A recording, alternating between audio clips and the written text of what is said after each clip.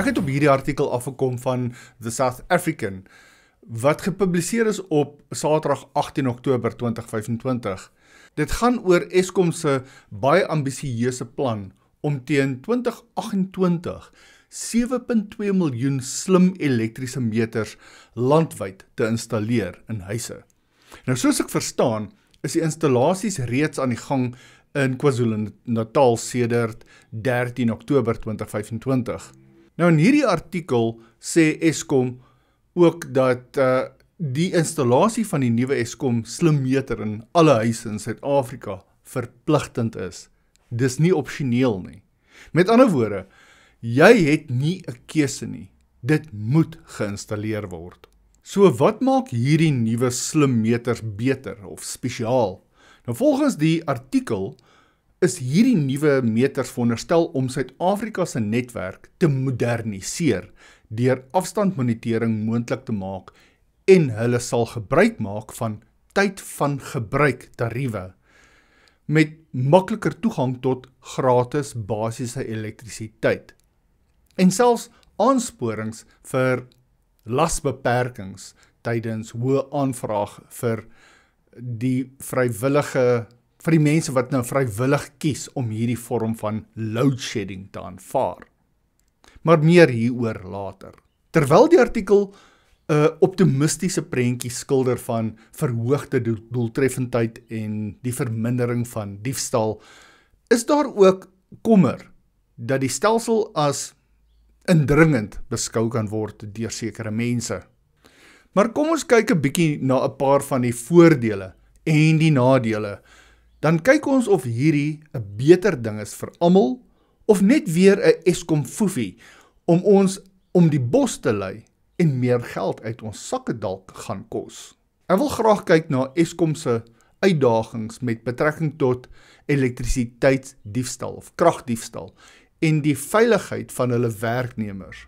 Ek wil ook kyk na die belangrike probleme in die huidige voorafbetaalde stelsel. Prepaid krag, soos ons dit maar almal noem.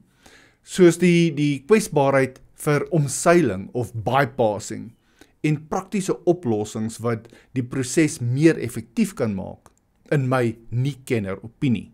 Wat is die voordele van hierdie slimmeters? Nou slimmeters is veronderstel om opgradering teenoor die tradisionele voorafbetaal of konvensionele meters te wees, omdat hulle verskeie voordele bied wat Suid-Afrika se kragvoorsiening kan stabiliseer en verbruikers kan bevoordeel indien almal saamwerk.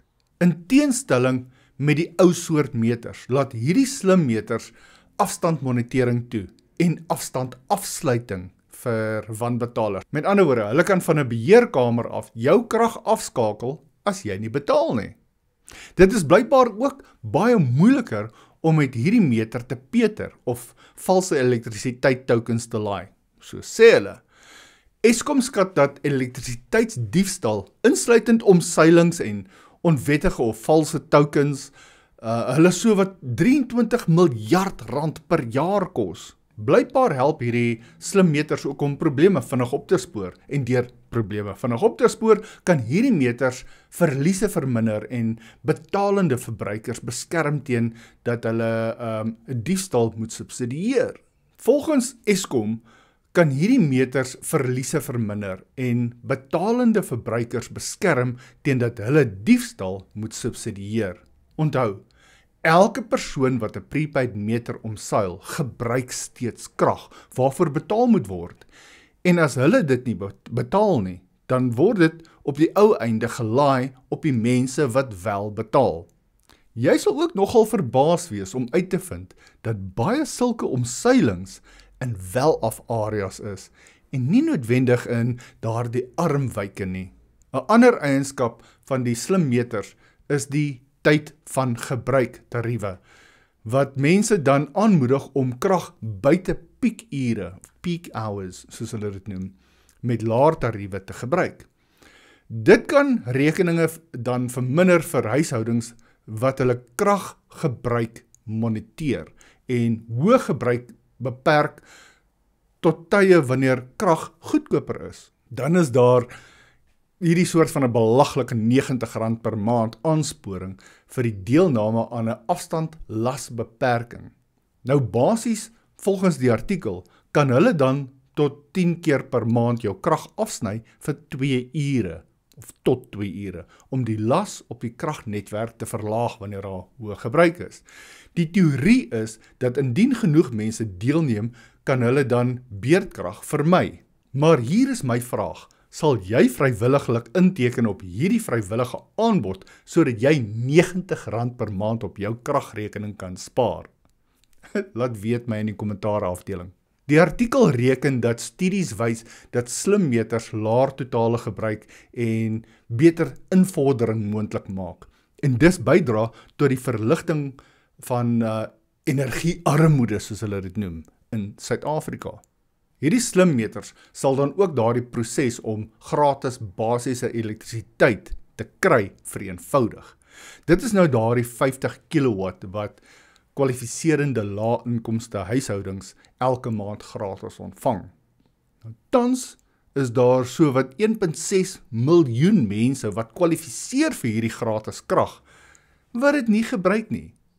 Daar is net so wat 500,000 gebruikers wat aangevra het en dit ontvang. 'n Mens moet wonder, hoekom wil daai 1,6 miljoen mense nie gratis krag hê nie? Die artikel sê ook dat hierdie nuwe slimmeters ook akkurate data verskaf vir vinniger foutdiagnose, wat die behoefte aan tegnisie op terrein verminder en bedryfskostes verminder.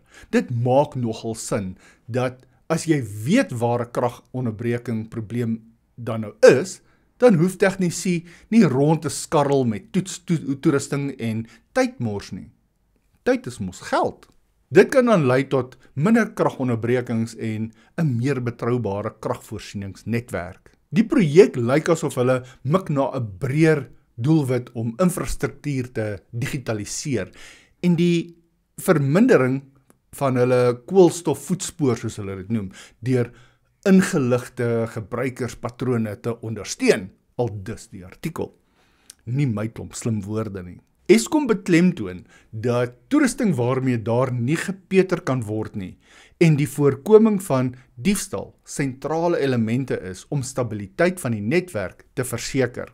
Hulle wil bou op die sukses dat hulle beurtkrag sover vir 2025 kon bekamp vir 'n rekord aantal dae. Ek gaan later in die video terugkom na hierdie onderwerp waar hulle reken daar nie gepeter kan word nie.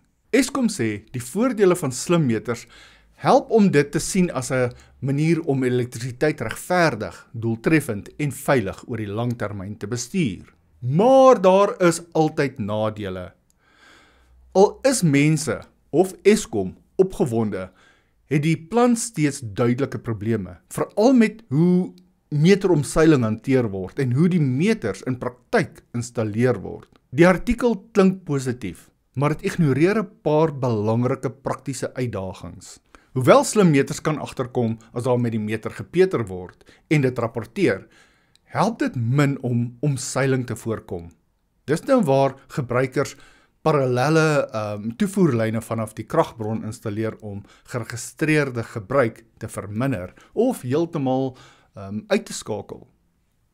En dit is 'n groot tekortkoming in alle voorafbetaalstelsels, insluitend die huidige meters, wat staat maak op gebruikersvertroue om nie mense of elektriesiëns te huur om hulle meters te omseil of onwettig krag te koppel nie.